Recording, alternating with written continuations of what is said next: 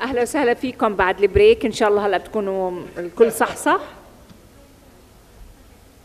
Welcome back, and I'll quickly introduce our very last session and our very last moderator of day one. This session is entitled The COVID-19 Pandemic, What Can We Do Better for Maternal and Infant Health and Nutrition? A very big question, huh? The global pandemic has impacted nutrition and food security in Jordan and beyond. In this session, panelists from CHN, the University of Jordan, and Tufts University will share their experiences, challenges, success stories, and lessons learned in adapting to the anticipated COVID-19 impact in Jordan, and discuss approaches to scale up preparedness and prevention / mitigation measures moving forward. Please let's welcome warmly together Dr. Ahmed Kablan from USAID.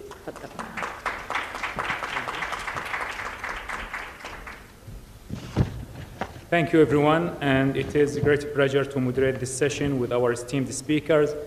As we all know, COVID-19, it was not only a health crisis, it was a pressure, an added pressure that shows the vulnerabilities for a lot of our systems, including the health service systems, the food systems, and the social safety network and food systems. In this session, we will take a closer look at the impact of COVID-19 on the access of healthcare system and the impact on child and maternal nutrition and overall health. It is my great pleasure to introduce our speakers. Our first speaker will be Dr. Shibani Ghosh, Associate Professor at Tufts University, Principal Investigator of Feed the Future Jordan Innovation Lab. Dr. Ghosh. Our second speaker will be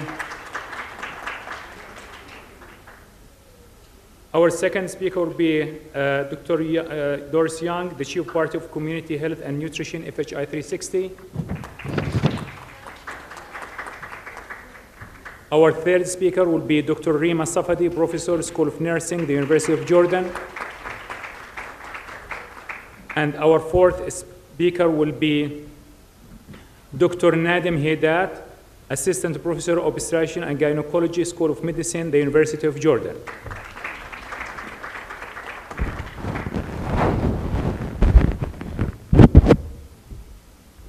Can we get Dr. Ghosh's presentation up? Yes, your time. I'm just try to. I want to try to have as much time as possible for Q&A for the audience. So we have Dr. Ghosh. Very good. They moved it. Right. I think the conclusion is not using the clicker. That's good. Don't have the same. Oh, okay, it's there. All right, let's see. And just one thing. Yes. For the speakers, I will have a 2 and 5 minute signs. So just to give you a hint of the time. Wonderful. Oh, okay. So we have a bit of a thinning audience, but I'm glad for those of you who are stayed back. The work that I'm going to be presenting today was an online survey that was conducted by the Jordan Nutrition Innovation Lab about the time that we were all in lockdown and we weren't able to really conduct any of the activities. And as you know that, several months into the COVID pandemic, most of us were sort of stuck in the house. And when you look at what the WHO put out, about 53% of the countries that report to the WHO had partial disruptions, particularly antenatal care, as well as 32% in facility-based delivery services. So there was a really huge concern about how women across the world have been affected by the lockdowns, but also the fear of being infected by COVID. And at that time, not much was known about the risk of transmission to the fetus, what were the therapeutic and preventive options. So there was a lot of concerns about pregnancy during COVID.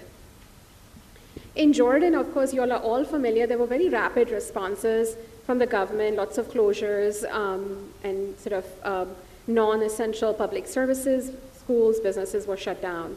And one of the questions, and I think I must have broken this, was what is the effect of the pandemic lockdown on ANC, antenatal care and postnatal care services?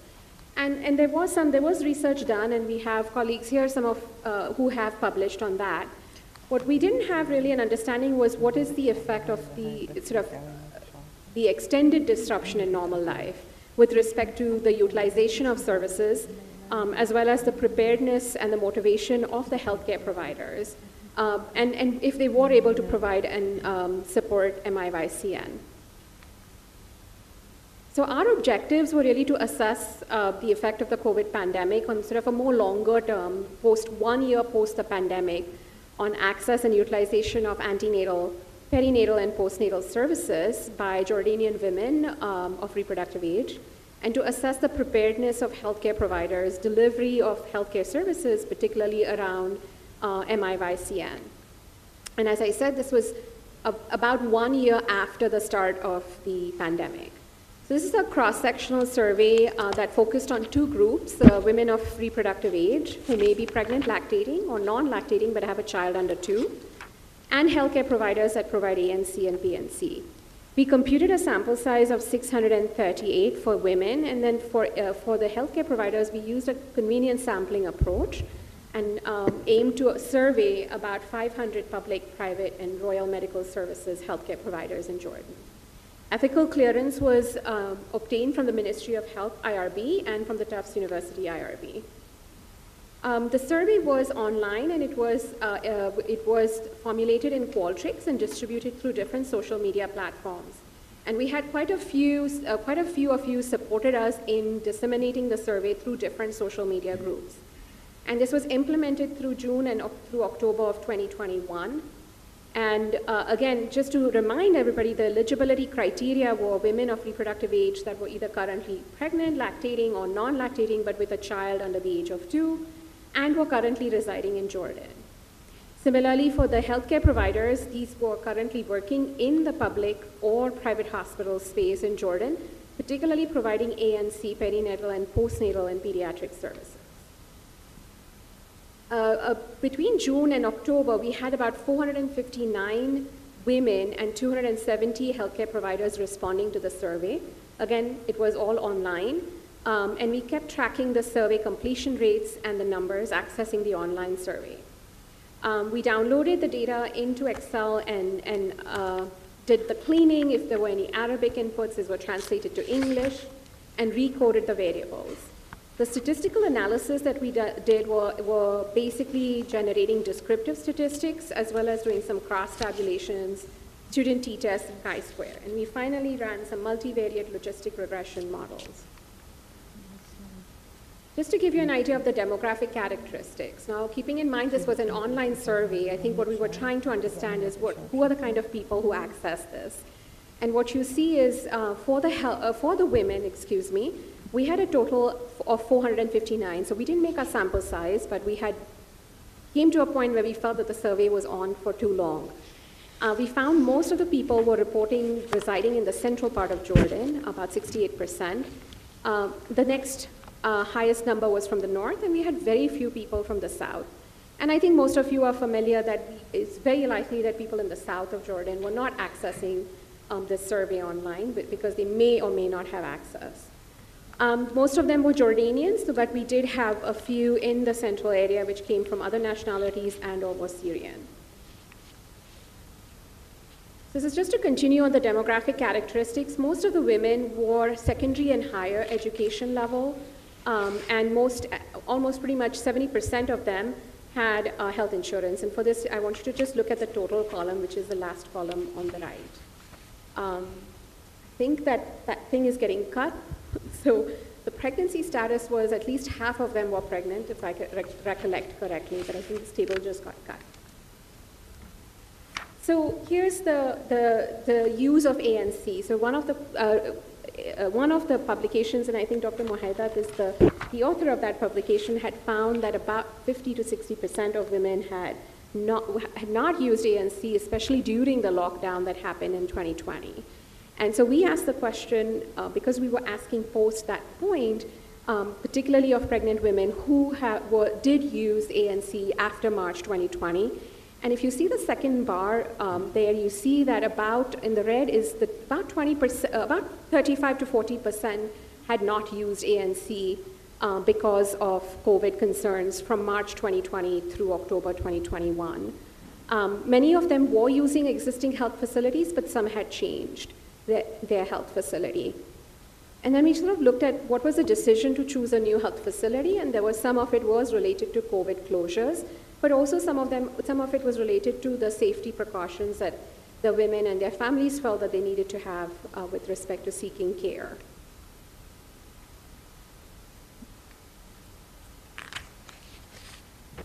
All right. So can somebody click to the next slide? Thank you. So those women who did not use ANC, we asked the question as to what would be the reasons that you did not use ANC. And what most of them came up with was that COVID fear was the major reason. So we had about 107 responses from the 90 women out of our sample that did not use ANC. Next, please. Thank you. So we kind of, sorry, go back. Thank you. Yeah, thank you.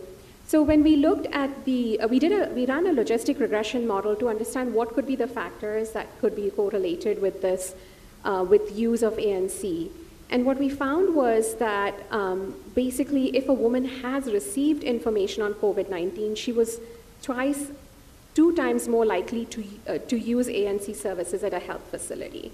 So the fear of COVID and the issue related to not using ANC could be reduced if they had received COVID-19 information. And you can see that there isn't very much difference by nationality or by region, but we also find that if she did have health insurance, she was more likely to use ANC services. Next, please.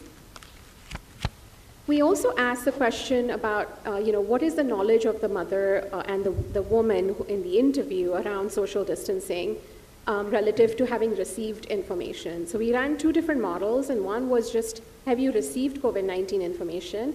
And the second one was specifically around if they were aware of CHN's program, which is I Protect Them, and Doris will speak more about that.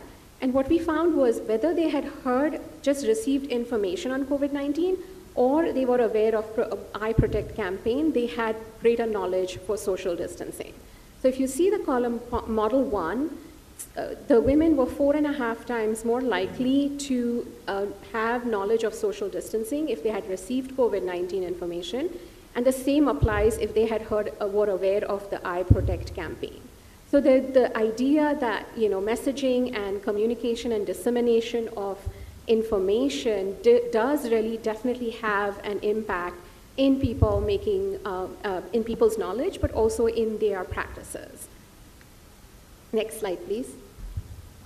Now, we looked at deliveries because, again, all of you are very familiar that the most women, it's over 95%, deliver in health facilities in Jordan. And that seemed to happen at least in the first year follow-up in our study.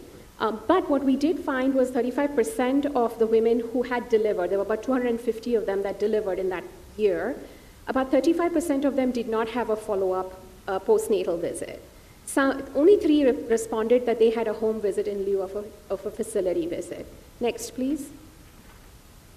And the kind of services that was sought in the postnatal was primarily either a full physical or counseling of some form. And you can see that there was about just over between 50 and 60% who were seeking counseling for IYCF and breastfeeding. The bars have different colors. Sorry, can you back up, please? Thank you. What you see here is that most of the blue is basically private. So a lot of the seeking of postnatal care services is with private clinics and private hospitals. Next. We also asked, this is a self-reported survey, but we wanted to understand what their perception was of the economic impact of COVID-19. And what you find is that most of them, we'd asked them on a scale of no impact to a lot of impact or some impact, and we essentially found that pretty much everybody said that there was some impact, economic impact of COVID-19. So that's not really very surprising, but if you click next, just one click, please. What you see is that most of them felt that they had lost jobs, lost savings, and couldn't afford food, and also healthcare costs became a huge part of their concern during the COVID pandemic. Next slide. There were not that many food security concerns. There was some, but they were mostly during the lockdowns. But if you click next, what they found, what you see on this slide is essentially the kind of food commodities that they reported having shortages on. And you see that a lot of animal source foods, fresh fruits and vegetables were the ones that were the most affected. Or the perception was that those were the most shortages that existed during the COVID-19 pandemic. Next slide, please. Now, I'm just going to take 1 minute and race through the healthcare providers survey. We had about 270 healthcare providers who responded, and they were from government, as in Ministry of Health, private, as well as Royal Medical Services. We had a few in the north from UNRWA. So a total of 133 respondents from Central, 91 from the north, and 45 from the south. Next, please. And if you look at the sort of distribution of respondents by specialty, you see that most of them in the north and the south were MCH clinics. Those are the green parts of the bar. And in the central, there was a lot more diversity across the different departments: obstetrics, pediatrics, MCH, and other. Next slide, please. With respect to the healthcare facility preparedness, we looked at two different things. And if you can just do the next click, so I can just... Yes, thank you. So there were two things we looked at. What was the preparedness from the perspective of training, screening procedures, and availability of COVID-19 kits, and that you can see on the left side. What you find is that there is sort of a wide range. It seems that the Royal Medical Services had the most access to training, screening procedures, and COVID kits. UNRWA had the lowest COVID kits available. And on the right side, you can see with respect to PPE, you find that there were fewer face masks available for the government health facilities than private facilities. Next slide, please. Now, I just want to sort of highlight the fact that a lot of them reported work-related stress. About 60% of them reported that. About 84% of healthcare providers reported fear and anxiety of contracting COVID-19. And a fifth of them had to be moved to the front line for COVID management and could not provide MIYCN. A third of them did contract COVID, and to minimize exposure to women that they would be supporting, many of them, one-fourth or 25% of them communicated remotely with their patients to reduce in-person visits. Next, please. So in conclusion, what I'd like to say is that our study found some effect of the pandemic on usage of services, particularly antenatal and postnatal care, but the delivery services remained high. Messaging definitely supported better decision-making. Women who received the messages had more likely to have knowledge of social distancing and more likely to use ENC. Next. But HCPs, and this is not, I'm guessing this is not an unusual finding, that they perceived an inability to provide adequate services, and they had issues with preparedness. Last. We do have to say that there was a few issues here. The sample size was not achieved, and we were gender blind with respect to the HCP survey. Now, other surveys have indicated that a lot of women and a lot of HCPs are often women, but that cannot be confirmed. So thank you very much for listening to me, and I apologize, Ahmed, for going over time. Thank you, Dr. Ghosh, for the presentation. Ms. Young?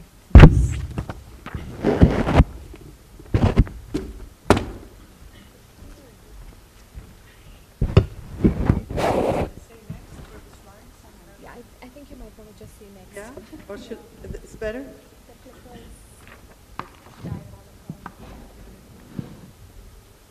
I guess it's next.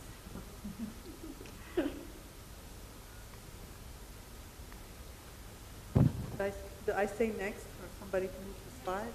Yeah, Manal, I think you're going to have to do it manually. So you're not using it. No, it's not going to work. Next. Perfect. Okay.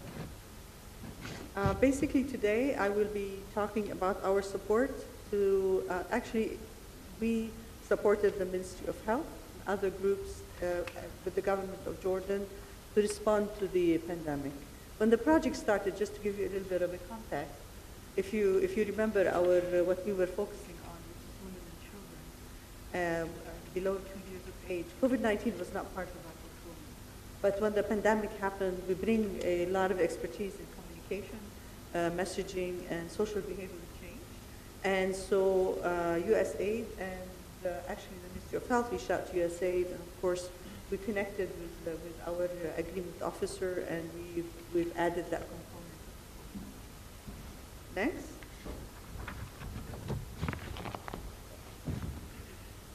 Oh, sorry.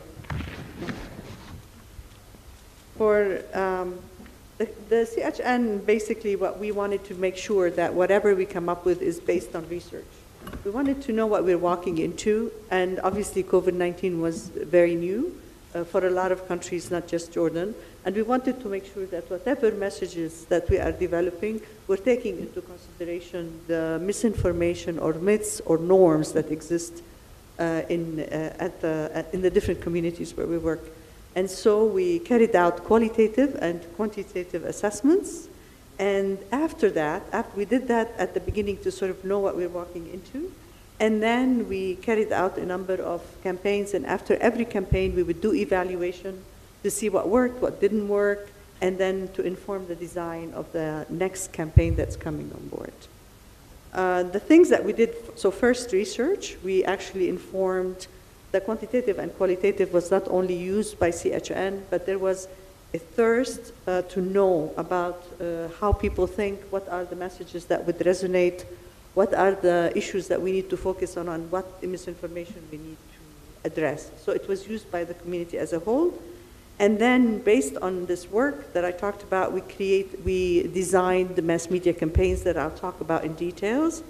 And then after that, as a result of the mass media campaigns, we actually moved from the national level and we kept going more focused, and we did community outreach activities. We also provided, at the time, there was a lot of questions coming at the Ministry of Health on communication during emergencies. So one of the things that we actually supported is providing direct technical assistance at the Minister of Health to be able to manage all the information that was coming at them and respond with information that is standardized. Because what was happening is a lot of different groups at the ministry, not just the Ministry of Health, but other ministries, were just responding on their own. So there was confusion because the population was receiving different messages every day. Next. Next. We actually came up with 5 campaigns, and the first one is the I Protect Them campaign, and it was what I would call a quick and dirty campaign. It was just focused on awareness, making sure that we really promote physical distancing, the social distancing that Shibani talked about, but also wearing masks and washing hands, and also going to the right sources of information, because there was so much misinformation happening all over the place, and people were just grabbing any source that they find online. So we were trying to tell them where they can go to for trusted information. That's the first wave. The second wave, we actually went into more focused behavioral change and communication modalities to get them to wear the mask, get them to go to the right sources of information. So it's a little bit more basically using the science of behavioral change to get them to adapt the new preventative measures that we're promoting. And then we went back to awareness.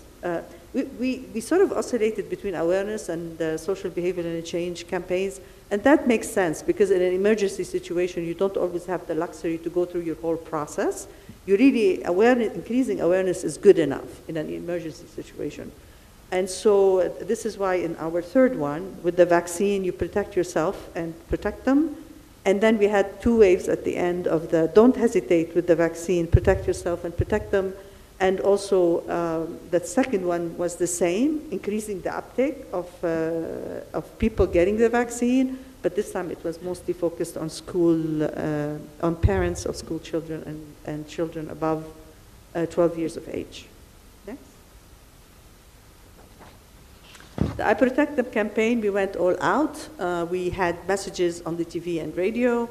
We really leveraged social media, and then we were out in digital screen outdoors so that people will be able to see the same message in many different formats. To create awareness and to change behavior, you really need to receive the message at you in many different formats. That's how you integrate, and you get to the point where you take an action. Usually one message alone with one modality does not work. They have to feel that it's coming at them from different ways, and people interact differently with different, like if they listen at the radio, some people, they react to it, others, they want to see the visual message in front of them. And with this one, we reached 7 million reach and views. Views meaning they actually saw our message online. When we say views, it's mostly we're talking about social media. Next. This one, we moved to we stopped with the preventative, and we wanted to go ahead with we started talking about the vaccine. And really, Jordan is one of the first countries that started talking about the vaccine. And I really believe that if we didn't have Sherry Carlin as the mission director and the ambassador at the time saying we have to start talking about the vaccines before we have a clear strategy of how we're going to approach it, we wouldn't have done it. They really rolled out quickly.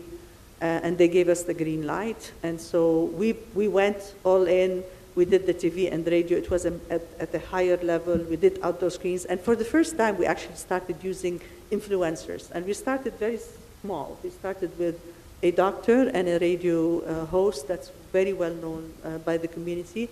And the response was very, very positive. So next. This is where we went all in with the influencers. We wanted youth. We brought a soccer player on the national team. Religion, we brought high religious leaders that were recognized by the population. Women, that we brought a chef, that she was actually the most popular of our influencers, because women just could relate to her, and they were used to seeing her through the TV at home, because they were seeing her at in their living room, so they responded quite well to her. And we were lucky. We used the TV, the radio, social media, outdoor, indoor, and we actually this time went even to the driver's licensing departments. At this point, the effort started getting bigger than the Ministry of Health. And this is very typical when you have an emergency situation.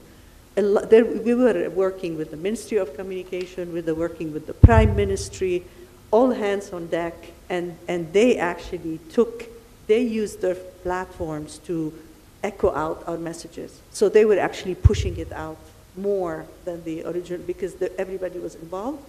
And on top of it, Facebook, FHI 360 has a special partnership with Facebook. And so they informed us about Facebook and the special partnership, so we reached out to them. And they basically said, we will boost all your messages. So the power of social media, we went up to 48 million. And we looked at this number again and again, because I said 8 million all the way to 48 million, but we actually brought an outside group to assess it, and it is true. So it just talks about the power of the social media, and if you are able to boost your messaging, and if you're able to sort of get everybody working together. Next. This is one where, again, we went back to awareness. There was a need for us to, the guidance from the Ministry of Health, and that is something that we struggled with, because there was a new guidance coming out every day as far as who should be vaccinated, what age groups are targeted. And the Ministry of Health adapted the change in the age from 12 up on, and we wanted to actually reach the parents of the school children and children above 12 before they go into the schools. So we put together a quick campaign, and it's still part of the Don't Hesitate with the Vaccine, Protect Yourself and Protect Them, but we wanted to present it in a way that resonates, that attracts youth. And so you see, we came up with jingles and a rap song, and we played it on TV, radio, and social media. And interestingly enough, we thought that the kids would love the rap more than the jingle, but actually the jingle was much more popular. And I wish I had time, I would have played it for you. I don't know if anybody remembers, I don't know, Al-Madrasi, Al-Madrasi. Anybody? Anyways, I think it was a jingle that took on, but the rap, which a lot of people thought the youth would respond to, actually the youth resonated with them, the jingle much more. I felt that it worked because actually I was visiting a friend and her kids were running. They didn't know I was, I worked on this. And her kids has heard the jingle and they were running around. This is very personal, it's not subjective. But the kids, little kids, were running around singing the song, Al Madrasi, Al Madrasi. So it worked really well, and it's just a different way of using messaging. We went to TV commercials, and we went ahead with the outdoor and indoor digital screens. But if you notice, we've worked on different characters. Next, just notice the 3 minutes warning. We actually also linked, there was a lot of commitment from the population, from the community. There were a lot of leaders that wanted to work with us. And for my Jordanian colleagues, you're familiar with the, Al Wakil, which has 2 million listenerships. And he said he will go with his teams to the governorates that have the low vaccine uptake, and he will host and he will encourage people to come. So he actually did it in 3 governorates and basically created this excitement and that you have to be part of it. Come and visit with me and get your vaccine. We also worked with the university. I'm looking at my colleagues from the University of Jordan. They are amazing. Not just their faculty, but actually their students. They're just the energy, the excitement about supporting and being part of their communities. So we trained them in how to basically reach out and convince students with the uptake of vaccine and actually refer students to vaccination center. And one thing that I'm very proud of, and it's an initiative, it was brought to our attention by Dr. In'am Khalaf, who is the vice president of the University of Jordan, who told us basically that we have kids with disability, we have students with disability. So we actually came up with messages, we came up with material, with Braille, so that they're able to read it on their own. And they said that's the first time anybody has talked to them about COVID-19 and actually gave them a resource that they can use to protect themselves. Next. We moved, after we did all this national campaign, we wanted to keep it going, and we felt that, you move from, there's different stages of when you convince the population. You have, the hesitant group. First you have the easy group, and then you have the hesitant group, and then you have the resistors. And when you're moving, as you're moving down from hesitant to resistors, you really have to move from national campaigns. National campaigns work, but they work for a certain group. After that, you have to modify your approach. And this is where we started having group dialogues with everybody to encourage them to go and get their vaccine uptake. We had 1,200 community dialogues, just interacting directly with the community, asking questions and trying to convince them. And we reached 24,394 individuals. Next. And then we wanted to target pregnant and lactating women. We're like, we have to get to our target audience. They are the most important. They're the ones we are focused on. Our project focuses on pregnant and lactating women. So we continued with the dialogue sessions, but with a special target of pregnant and lactating women. We conducted 252 dialogue sessions. We reached about 5,127 pregnant women and lactating women. And we facilitated advocacy back to the passion. I am so impressed with the people that we worked with during this emergency because they actually took on themselves and were taking women who are pregnant and lactating themselves, delivering them to the clinic so they can get the vaccine.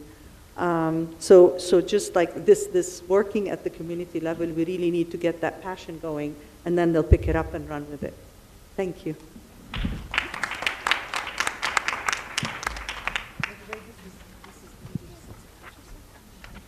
Thank you. Dr. Safadi?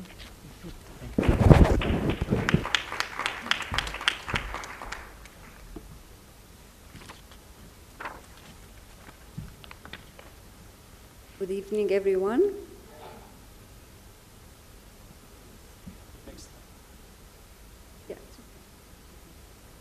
In this presentation, I will talk about pregnancy during the pandemic of COVID-19 and lockdown under the title of Mother's Needs and Concerns. Next, please. COVID-19 was not the first pandemic in this world. A plethora of literature of all sorts of epidemics and pandemics was published in many journals in a study titled Happy New Fear, New Disease of the Year in 2009, was published by Carmen Lonkarek in the Croatian Medical Journal, when the world witnessed a new disease called swine flu and received much attention in the media. Lonkarek paper, Infectious Disease Agents Emerging Since 1976, were discussed, examples of which are Janella in 1976 had a mortality rate of 28%, and nearly 6,000 journal articles were found in PubMed database. Diseases discussed were SARS in 2002, H5N1 2003-2009 had a mortality rate of 62%, and Ebola with a mortality rate of 68%, and so on for many more infections. Next, please. This leads us to, next slide. This leads us to talk about our main concern, COVID-19 pandemic. This was first recognized in mainland China in late 2019, and WHO declared it a global pandemic on March 11, 2020. This was the new WHO policy of not naming diseases after a country's name, as we saw earlier in the West Nile virus, and the race goes on. In my country, Jordan put tough measures on masks, social distancing, and lockdown, probably one of the strictest in the world. Next, please. Research studies were started. I reviewed about next one, please. Yeah. I reviewed about 72 studies discussing the problem in research studies, commentaries, governmental reports, research papers that use different methodologies such as qualitative, quantitative, and mixed methods. Next, please. Of the qualitative studies, one study titled The Meaning of Living in the Time of COVID analyzed, it was a narrative that was analyzed using content analysis, a large sample of about 1,400 questionnaires in Italy. In this study, next please. In this study, 4 themes were constructed. Reconsider social priorities, personal priorities, live with emergency, and surviving a war. It was characterized as a health emergency versus turning point. The role of the media and institution and psychological impact were also addressed in this study. Here in Jordan, next please. Here in Jordan, a qualitative study I co-authored with colleagues at the University of Jordan to explore women's experience during the lockdown of COVID-19. Mothers, maybe you have the next slide, please. Next slide, yes. Yeah. Mothers were selected during pregnancy, birth, and after birth. We used telephone interviews with 18 women and developed 3 main themes. Number 1, living with fears and uncertainty amid the COVID-19 pandemic. 2, lockdown, disrupting the normalcy of pregnancy, which is here we can talk about how much it was disrupting maternal nutrition and closeness between the baby and the mother. And 3rd, trying to control the chaos of life.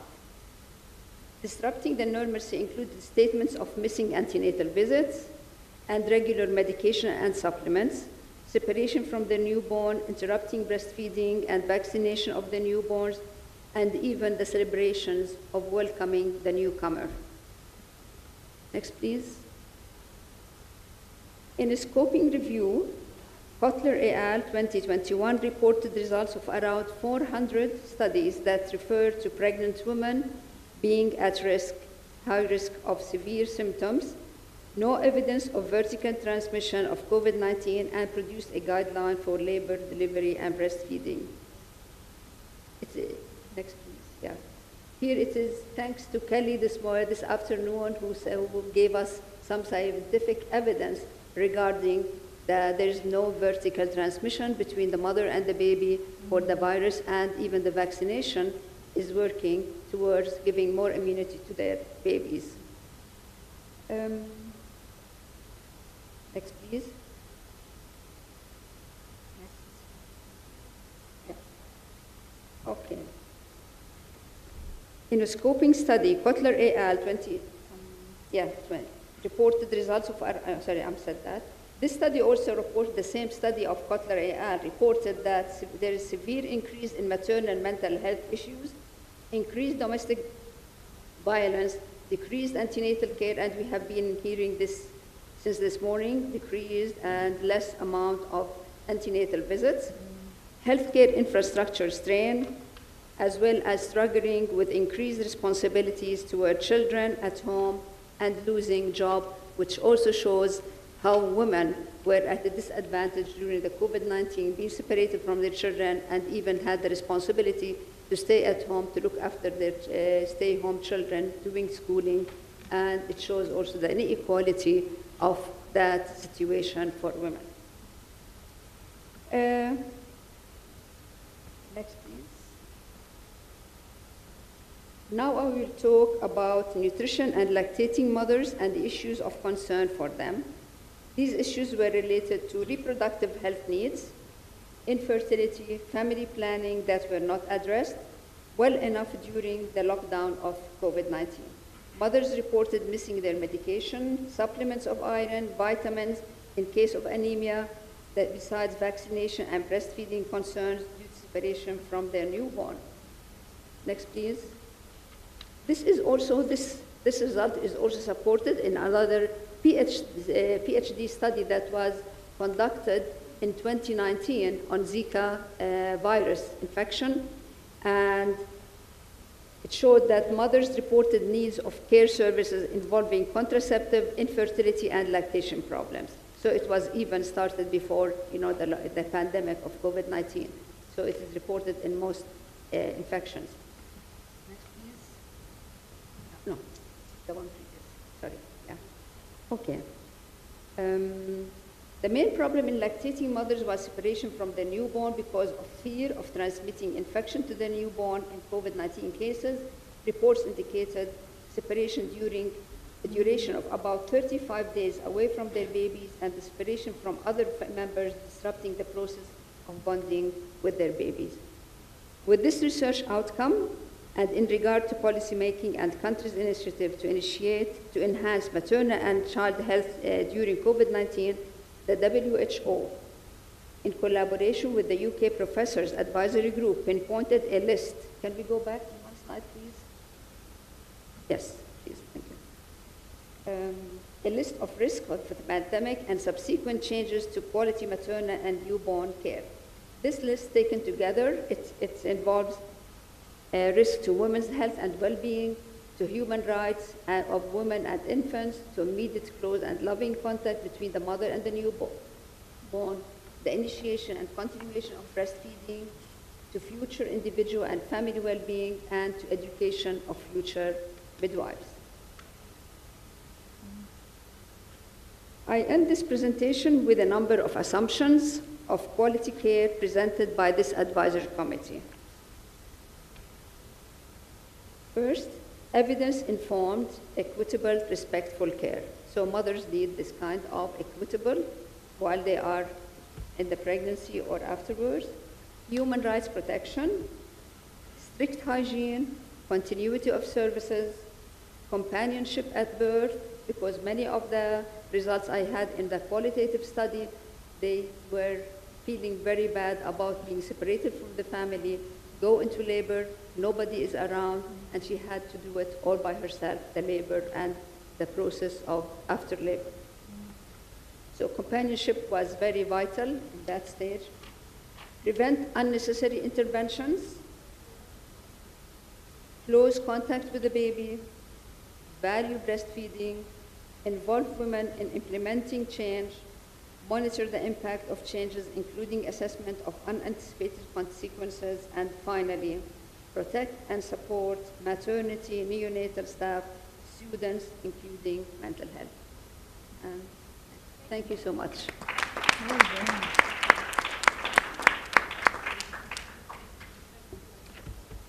Thank you, Dr. Safadi. Dr. Muhaidat.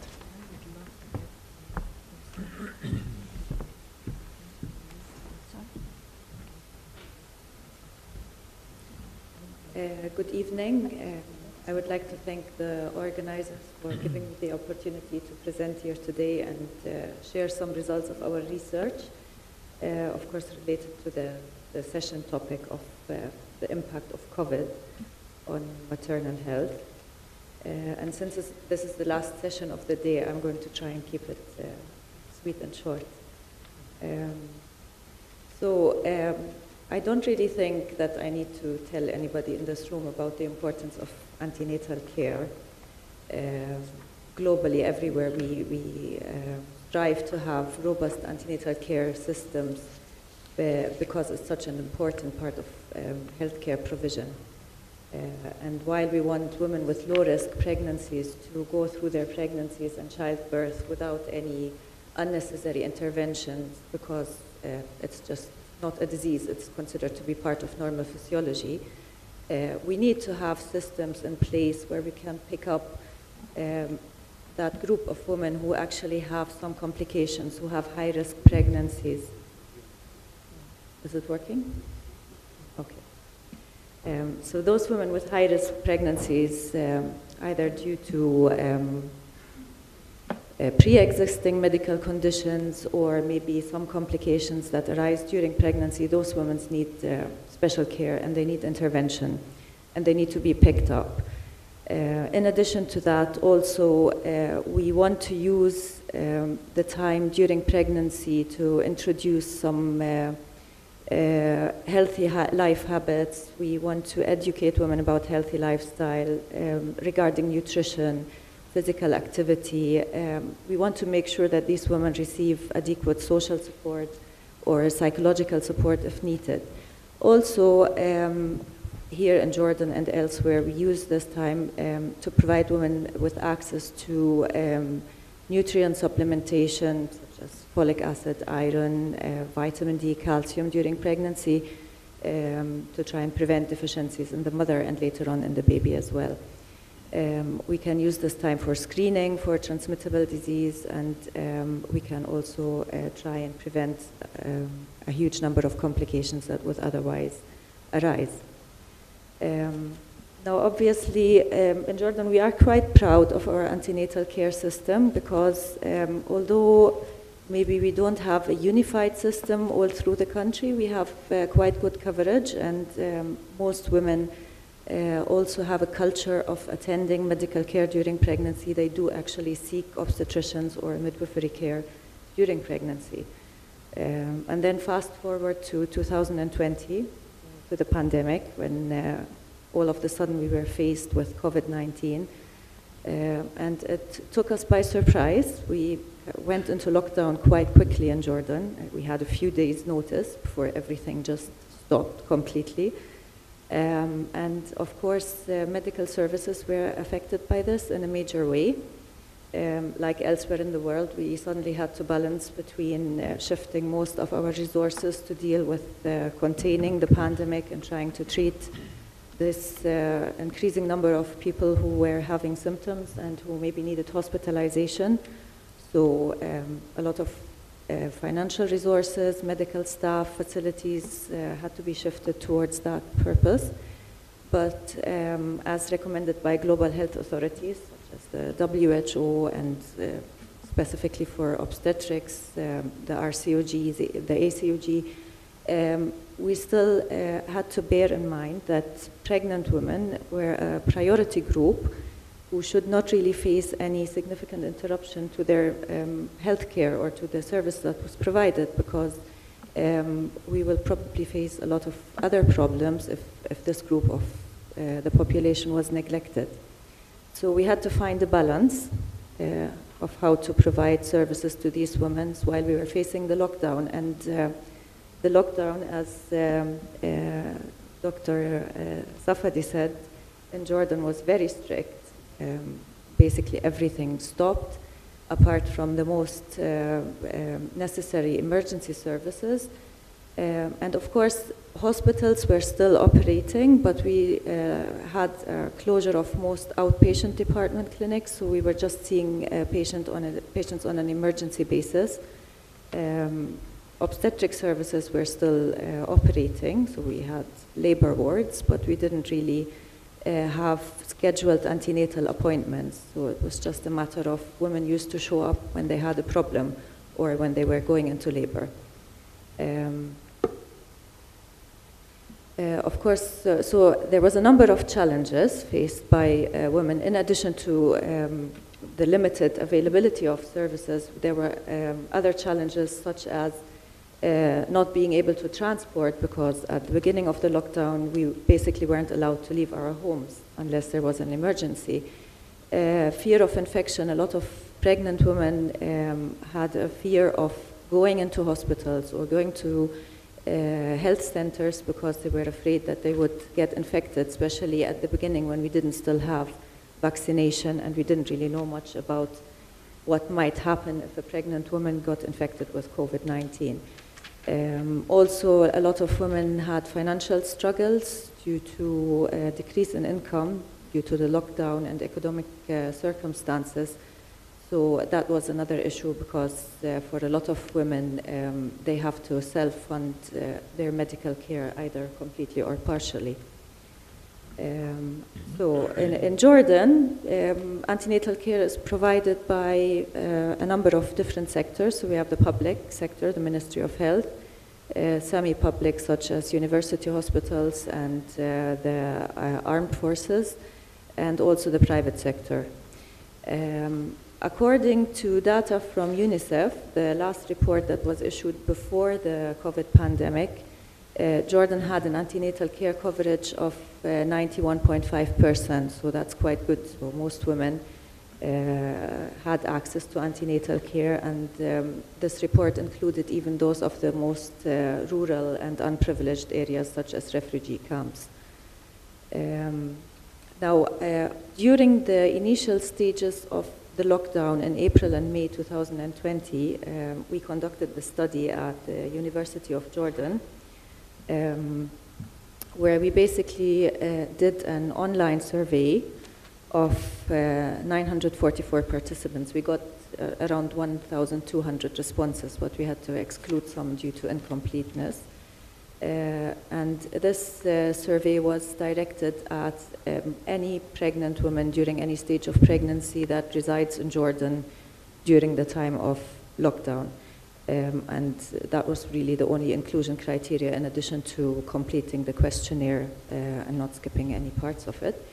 And we got responses from all geographical areas and all health sectors, although probably the central and the northern areas of Jordan were presented a little bit better than the southern areas and refugee camps.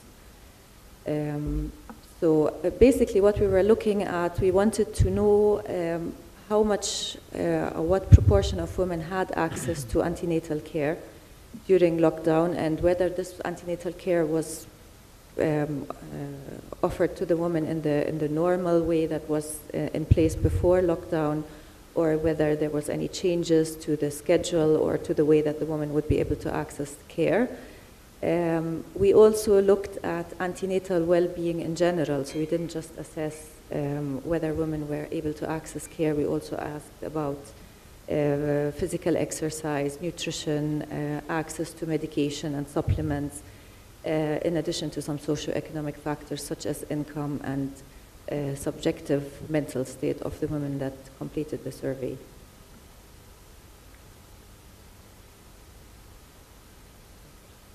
So, as we said, according to UNICEF, the coverage before COVID was 91.5%.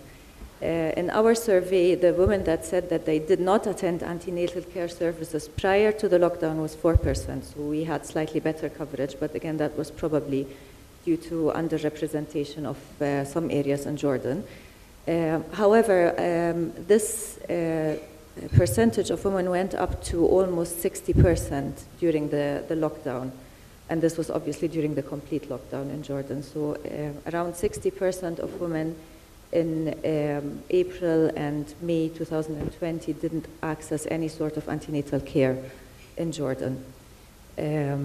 Even those who did access antenatal care said that it was in ways different from what they would normally do. So some women had to call 911, the emergency services, to be able to be transported to the hospital in order to be seen. And those were usually women who had some form of complaint or problem happening during pregnancy. A small proportion of the Jordanian population were given permits to be able to go through or to transport, and they used these permits to go to their hospitals or healthcare centers.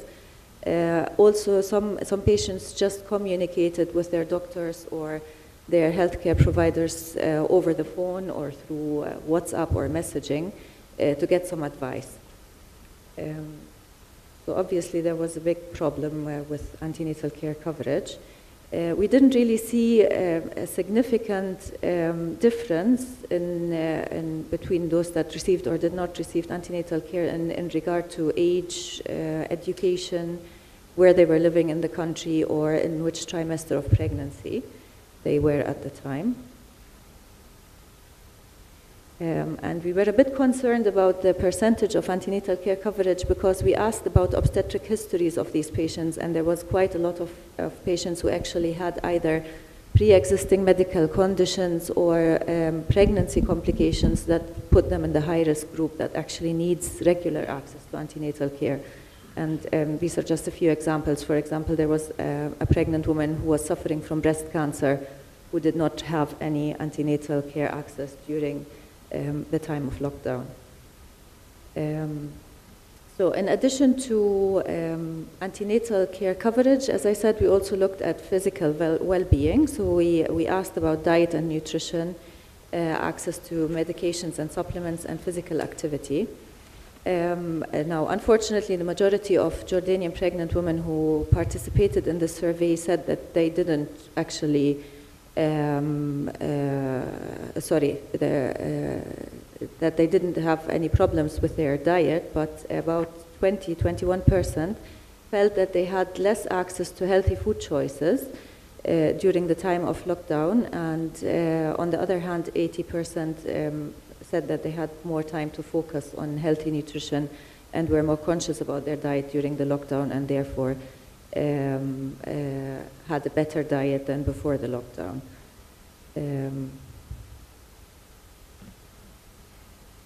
Just under half of the participants reported that they had difficulties obtaining medications and dietary supplements because at the beginning of the lockdown, shops and pharmacies were closed, and you could only access through emergency pharmacies and hospitals. 29.5% had some difficulty in accessing their medications or supplements, but eventually managed, whereas about 17% were not at all able to get their medications or supplements. With regard to physical exercise, more than half of patients said that they didn't actually exercise in pregnancy, neither before lockdown or after or during lockdown. However, 35% were less physically active than before. And only 2% actually increased their physical activity, and this was probably largely due to the fact that people couldn't leave the house during the initial stages.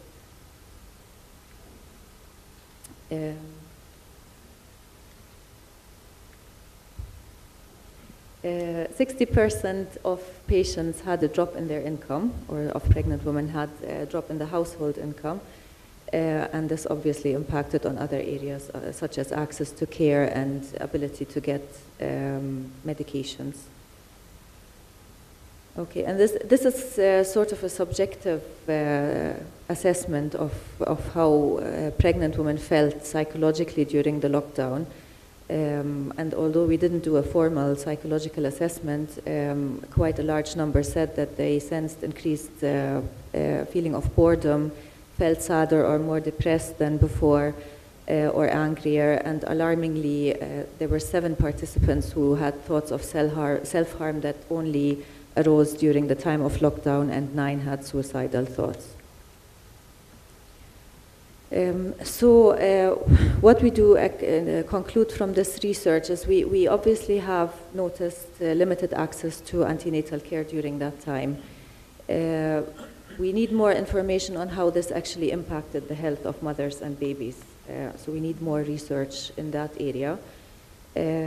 But we don't just look at the medical side of it. We also look at the physical well-being, the social well-being, and we realize that these restrictions had a big impact on pregnant women.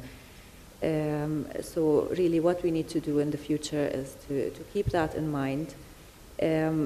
Some related research that was carried out in Jordan as well, a study by Qudsiya et al. Had similar findings where they said that pregnant women did not receive optimal antenatal care and experienced higher degrees of psychological stress and domestic violence. And a study by Dr. Iman Badran et al. Where they actually looked at some of the perinatal outcomes of these women who were pregnant during lockdown. And although we didn't really, or Dr. Iman didn't really find any definitive negative impact, what they found is that there was a reduction in the number of extremely low birth weight babies, which may have been due to the fact that these women weren't actually attending antenatal care as frequently, and therefore maybe iatrogenic prematurity was avoided in some of them. But as I said, we need more research to have a better idea of the impact of what happened. Now, obviously, we are back to normal, hopefully now, we don't know, because still neighboring countries and elsewhere can be going kind of up and down in the scale of restrictions. But if the pandemic has taught us anything, that is that we can't take anything for granted. We don't know if this is going to happen again in the future.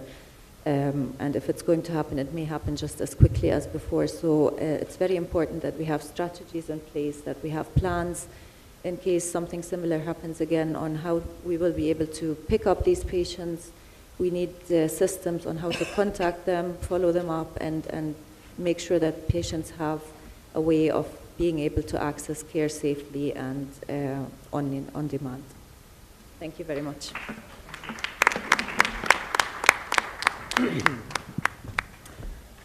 Thank you so much for the panel and the speakers. This has been very enlightening and very informative.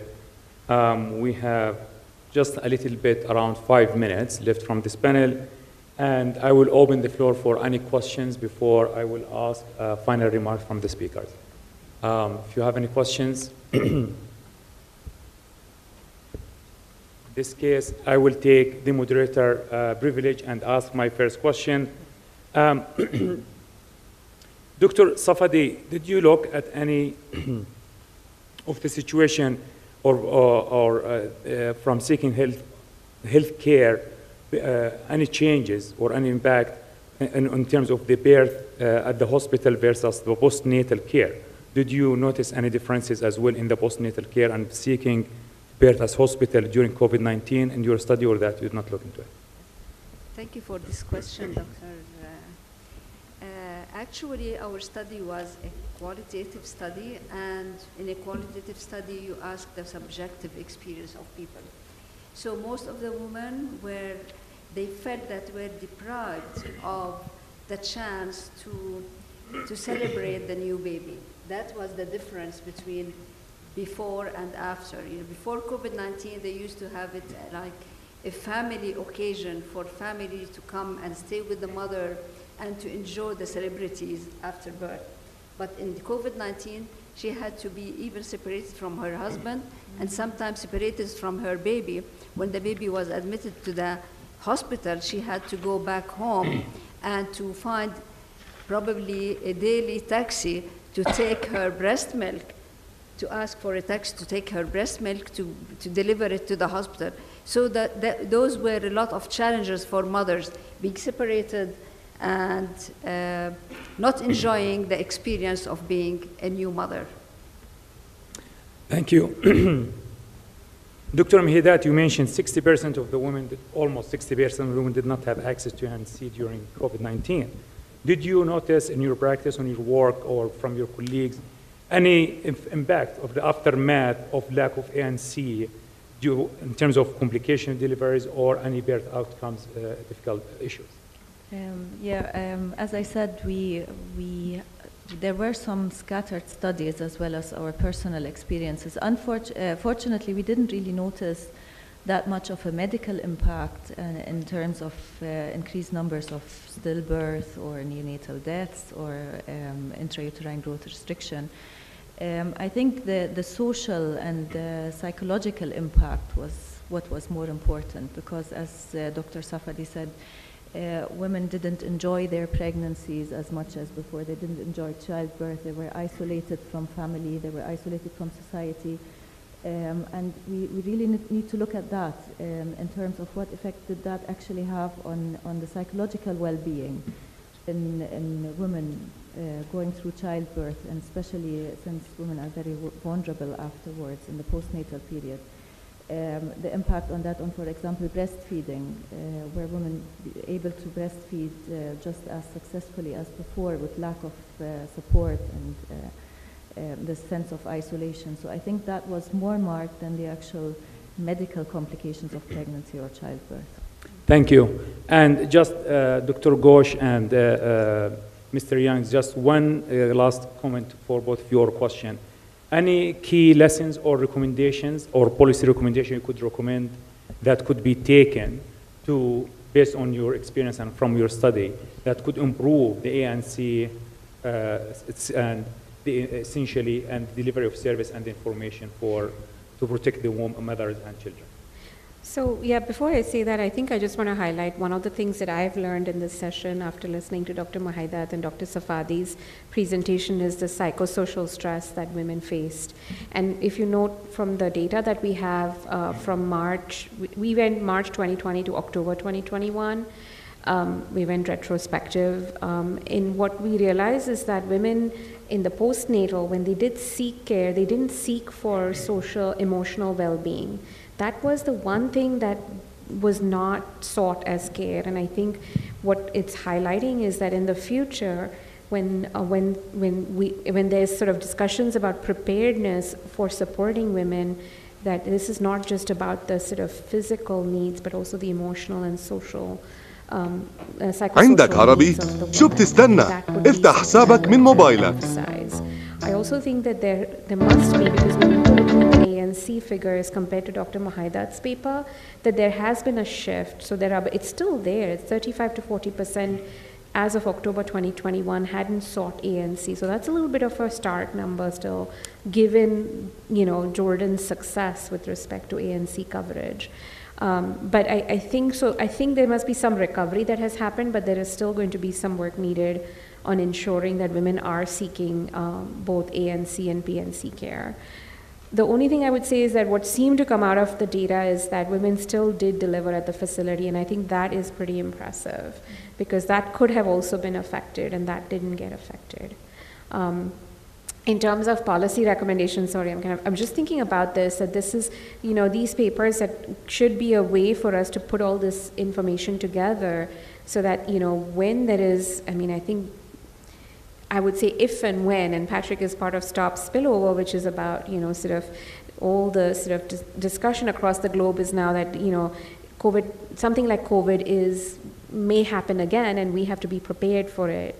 And I think there needs to be some attention paid to pregnant and lactating women when such preparedness actions are being undertaken. So that would be my point. I want to build a lot. Shibani captured it perfectly as far as sort of the needs. But one of the things that I felt that for me, that was a lesson learned, was that being proactive, getting ahead of it, not waiting for the problem to happen. We know what happened. Oh, sorry.